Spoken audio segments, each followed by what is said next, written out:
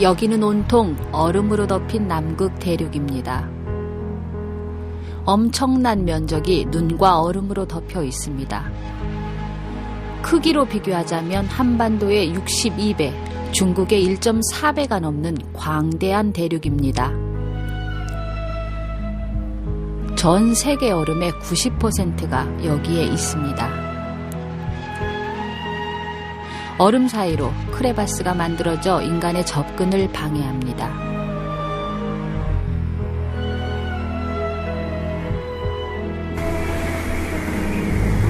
연평균 기온은 영하 34도로 지구상에서 가장 추운 곳입니다. 살아있는 생물에게 가장 혹독한 곳이죠. 하지만 특별한 곳이기도 합니다. 우주 생성의 비밀을 밝혀줄 오염되지 않은 운석이 이곳에서 발견됩니다. 석유와 천연가스, 철, 구리 등 엄청난 양의 지하자원이 매장돼 있고 추운 곳에서 사는 생물들의 독특한 유전자원을 활용하면 인류에게 유용한 물질을 개발할 수도 있습니다. 바로 남극에서죠. 가장 극적인 자연환경과 원시 야생의 모습, 인간이 지구상에 나타나기 이전 수억 년 전의 자연환경 그대로를 볼 수 있는 곳, 바로 남극 대륙입니다.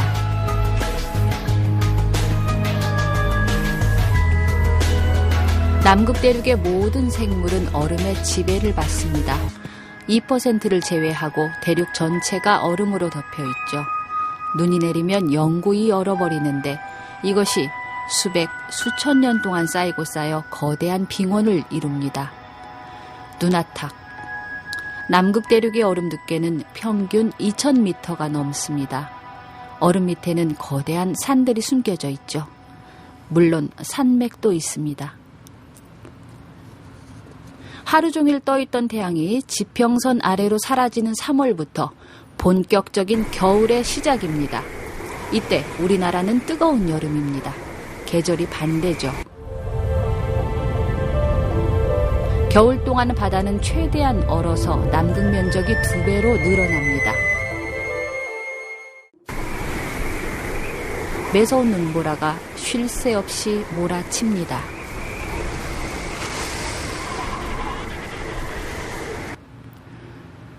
태양은 어김없이 다시 모습을 드러내고 10월이 되면 봄이 찾아옵니다. 바다가 얼어서 형성된 해빙에 균열이 생기기 시작합니다. 해빙 속에 갇혔던 빙산들도 서서히 움직입니다.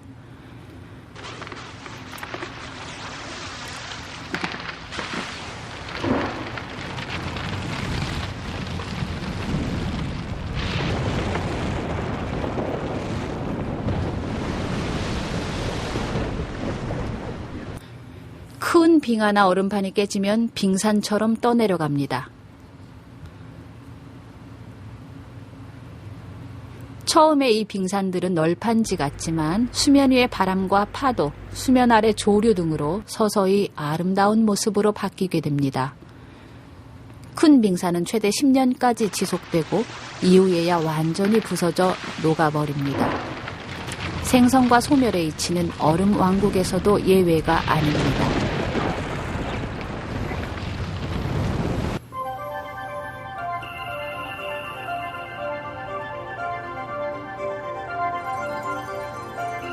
수면 아래 유빙은 매끈하고 평평한 표면과 전혀 다릅니다.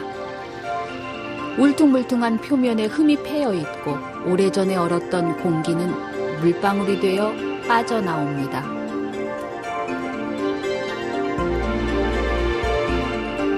남극의 강한 태양광은 대량의 식물성 플랑크톤을 만들어냅니다. 크릴, 동물성 플랑크톤 크릴은 이 식물성 플랑크톤을 먹고 삽니다. 놀랍게도 이 작고 하찮아 보이는 해양 무척추 동물이 남극을 먹여 살립니다. 남극의 야생동물 대부분이 5cm 크기의 크릴에 의존해 살아가는 거죠. 크릴떼를 쫓아 혹등고래가 남극을 찾아왔습니다.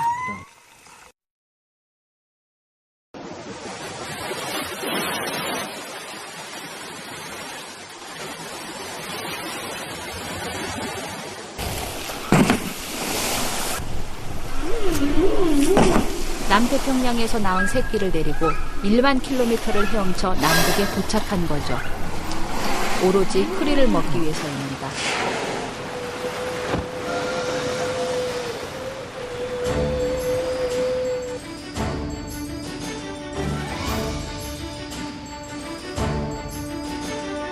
남극은 펭귄들의 고향이기도 합니다. 첫 번째로 남극에 도착한 건 젠투 펭귄입니다. 빨간색의 부리와 양쪽 눈을 잇는 커다란 흰색 띠가 특징인 젠투 펭귄은 9월부터 번식지에 도착하기 시작합니다. 몸 길이는 71cm, 몸무게는 5.5kg 정도입니다. 시끄러운 소리로 우러대는 이 녀석은 턱근 펭귄입니다. 목과 머리를 잇는 검은 띠가 특징이죠.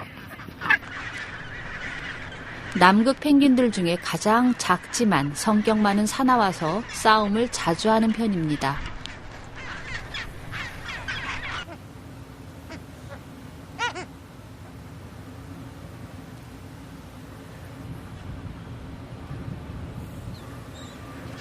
해빙 위를 부지런히 걷고 있는 이들은 바로 아델리 펭귄입니다. 턱근 펭귄과 몸집이 비슷하지만 황제 펭귄처럼 남극 대륙 깊숙한 곳에 번식지가 있습니다.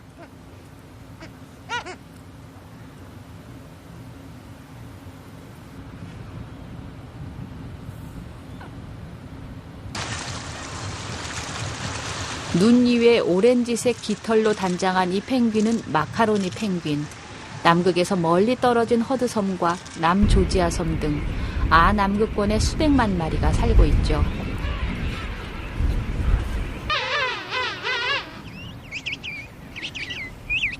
이곳에는 몸 길이가 1m에 가까운 왕펭귄이 있습니다. 황제 펭귄과 비슷하지만 몸 길이가 작고 사는 곳도 다릅니다.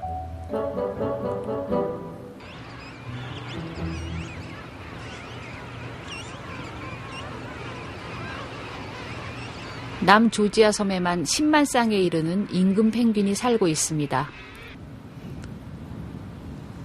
다 자란 키가 1m가 넘고 몸무게도 40kg에 육박해 펭귄들 중에 가장 큰 황제 펭귄. 남극의 상징이죠. 왕펭귄과 다르게 이들은 남극 대륙에 서식합니다. 남극의 혹독한 겨울 동안 알 1개를 낳고 수컷은 알을 품은 채 2달 동안 한 끼도 먹지 않은 채 알이 부화할 때까지 지키는 것으로 널리 알려져 있죠. 암컷 대신 알을 품는 애처가인 셈입니다. 황제 펭귄 어미들은 매일 2kg 이상의 크릴, 오징어, 물고기 등을 사냥합니다. 대부분의 먹이동물들이 낮 동안 깊은 남극 바닷속에 숨어 있기에 수심 500m까지 내려가 사냥을 하곤 합니다. 새들 중에 가장 깊은 곳에 잠수하는 새죠. 펭귄은 깃털과 피부 사이에 공기를 가두고 피부와 근육 사이에 두터운 지방층이 발달해 남극 추위에 견딜 수 있습니다. 날아다닐 필요가 없어진 날개는 지느러미 역할을 수행하도록 진화되었죠.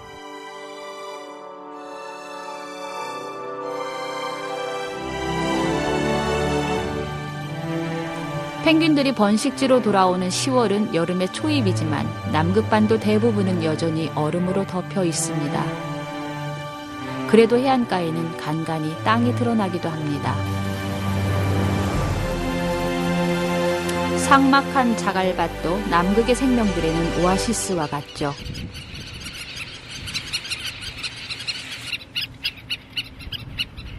남극 제비갈매기가 번식을 위해 찾은 이곳도 눈 녹은 해안가 자갈밭입니다.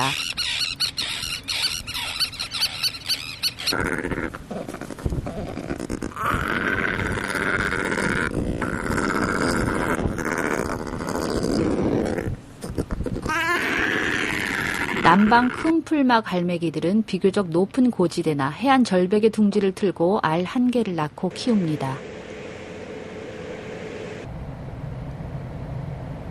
나비처럼 몸을 가볍게 움직이며 수면의 먹이를 사냥하는 윌슨 바다제비. 이들은 천적을 피해 바위 틈 구멍 속에 둥지를 틉니다.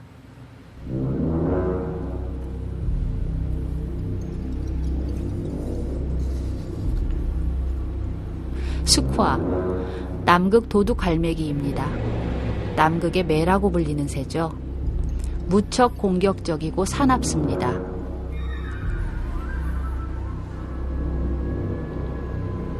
몸집이 큰 새도 서슴지 않고 공격합니다. 펭귄 번식지 주변에서 알을 훔치고 새끼를 사냥하는 것으로 악명이 높습니다.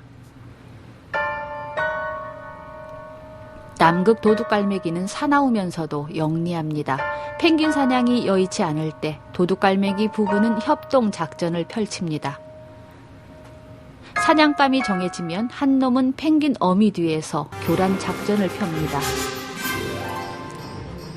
펭귄 어미가 뒤돌아보는 순간 앞에 있던 도둑갈매기가 사냥을 끝내죠.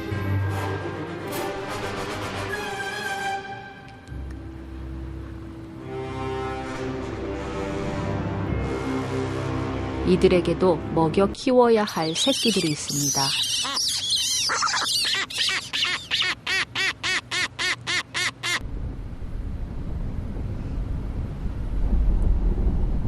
새끼들은 펭귄의 뼈 조각까지 단숨에 집어삼킵니다.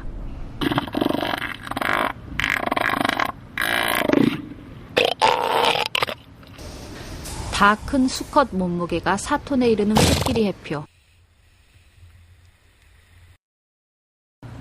눈 위에서 낮잠을 즐기는 것은 외델 해표입니다. 해표 가운데 가장 사나운 것으로 알려진 표범 해표.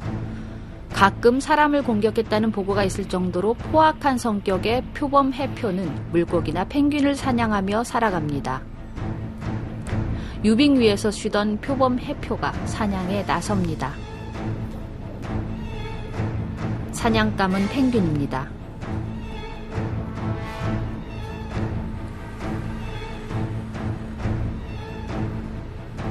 쫓고 쫓기는 추격전 끝에 젠투 펭귄이 당했습니다.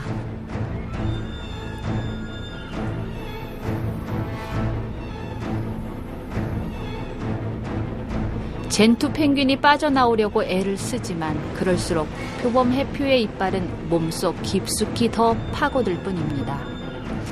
표범 해표도 남극 도둑 갈매기처럼 펭귄이 급격히 늘어나는 것을 조절하는 남극 생태계의 상위 포식자입니다. 마지막은 청소부들의 몫입니다.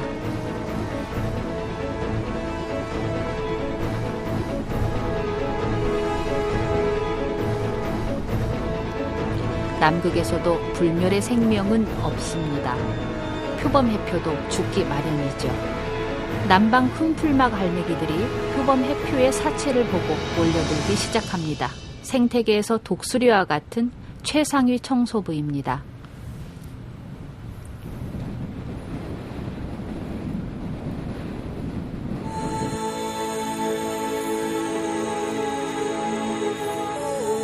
유한한 생명체들의 무한한 순환, 먹고 먹히는 생태계의 치열한 경쟁 속에서도 삶과 죽음은 하나입니다. 순리에 따라 순환하고 주고받으며 남극만의 생태계를 유지하고 있습니다.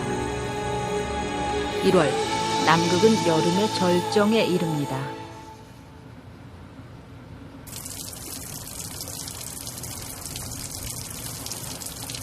온도가 올라가면서 눈과 얼음이 남극에서 귀중한 생필품으로 변합니다. 신선한 물이죠. 이 물 덕분에 드물게 남아 식물이 다시 자랄 수 있습니다. 이끼들이 자라는 곳은 토양이 있다는 증거입니다. 남극에서 녹색을 보는 일은 드뭅니다. 이끼들은 신선한 물과 토양이 있어야 자라지만 한 가지 식물이 벌거벗은 암벽을 타고 가까스로 자랍니다. 지의류죠. 이들은 암벽을 녹여서 영양분을 빼냅니다. 성장은 무척 느립니다. 이 정도 자라려면 몇백 년이 걸릴 겁니다. 꽃이 피는 식물도 있습니다. 단 2종류에 불과하지만 남극 개미자리와 남극 좀새풀이 그것이죠. 이들이 자란다는 것은 남극이 따뜻해지고 있다는 증거입니다.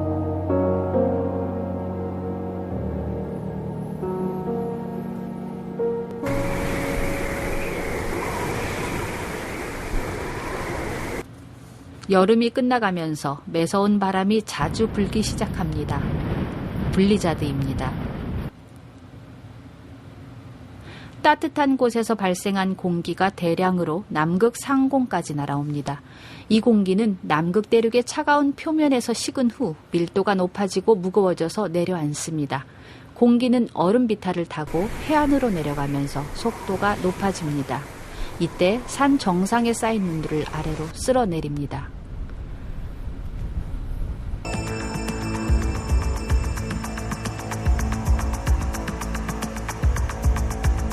남극 대륙 빙하 아래 호수가 140여 개나 발견되었습니다.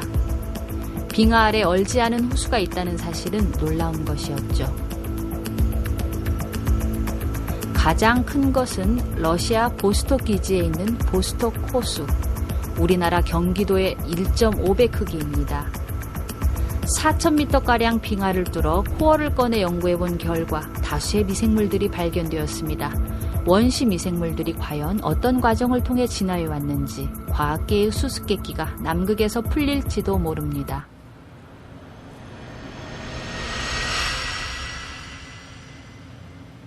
동남극 웨델해. 이곳에 빙산으로 둘러싸인 황제 펭귄 번식지가 있습니다. 저 멀리 뱃속에 물고기를 가득 채운 황제 펭귄 어미들이 돌아오고 있습니다. 한 달 동안 굶은 새끼들이 기쁨을 참지 못합니다. 어미도 서두르고 새끼를 찾은 어미는 다시 한번 새끼가 맞는지 소리를 자세히 듣습니다. 새끼는 더 큰 소리로 울며 어서 먹이를 내놓으라 조릅니다.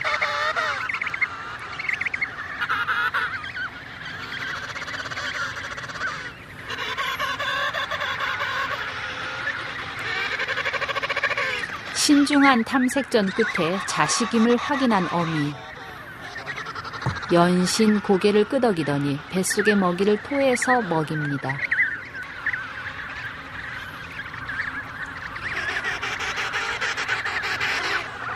(1994년) 1000마리에 이르는 황제 펭귄 새끼들이 눈보라에 갇혀 굶어 죽는 참극이 바로 이곳에서 벌어졌습니다. 남극반도 디용섬에서는 1970년부터 개체수가 줄어들기 시작해 2009년에는 한 마리도 발견되지 않았습니다. 과학자들 예측은 더욱 비관적입니다. 기후변화가 현 상태로 지속된다면 2100년 황제 펭귄 개체수 95%가 사라진다고 합니다.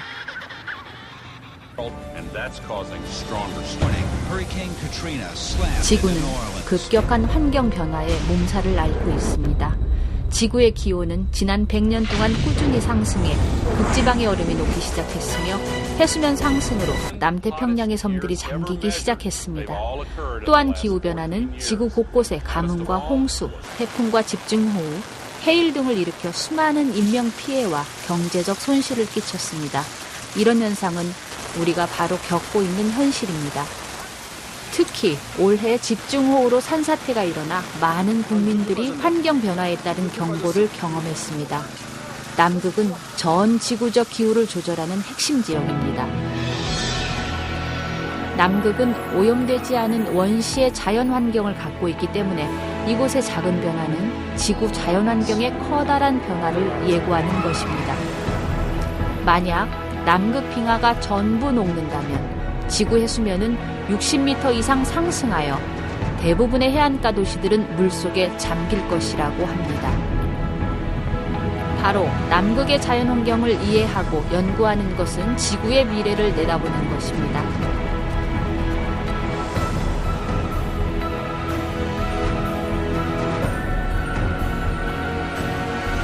우리나라가 많은 예산을 들여 쇠빙연구선 아라온을 건조하고 세종과학기지에 이어 동남극 테라노바베이에 제2의 장보고 과학기지를 건설하려는 것도 바로 이 때문입니다.